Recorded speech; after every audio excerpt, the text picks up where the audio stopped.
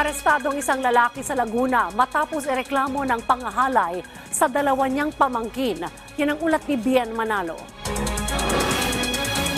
Diretso sa kulungan ang lalaking ito na isang person with disability o PWD matapos maaresto sa ikinasang manhunt operation ng Calamba City Police. Ang lalaki, sospek sa umano'y panghahalay sa kanyang dalawang minor de edad na pamangkin.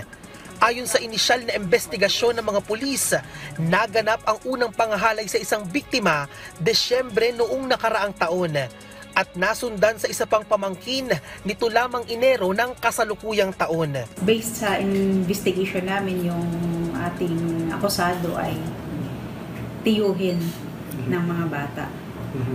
So, dahil na rin siguro sa tiwala na nakikitulog sila sa bahay ng kanilang tiyahin, naging dahilan kung bakit naging biktima sila ng panggagahasa at sexual abuse. Lagi naman sinasabi at inamin naman ng akusado na pagnanasa dahilan ng kanya. Naisampa na ang reklamo nito lamang Setyembre at naaresto ang akusado ngayong buwan ng Nobyembre. Sa statement ng ating mga biktima, medyo sinarili nila yung ordeal na nangyari sa kanila. Dahil siguro sa unang-una medyo bata pa yung mga biktima natin, mga minor de edad pa, di pa nila gaanong maintindihan yung repercussion o kaya kung ano talaga yung lutong nangyari sa kanila. Nung nag-reveal yung ate, napilitan na rin yung isang mag-reveal, magsabi sa kanyang nanay na siya rin pala ay naging biktima.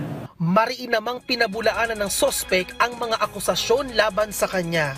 Wala po akong ginagahasang pamangkin at wala po akong inaanong pamangkin.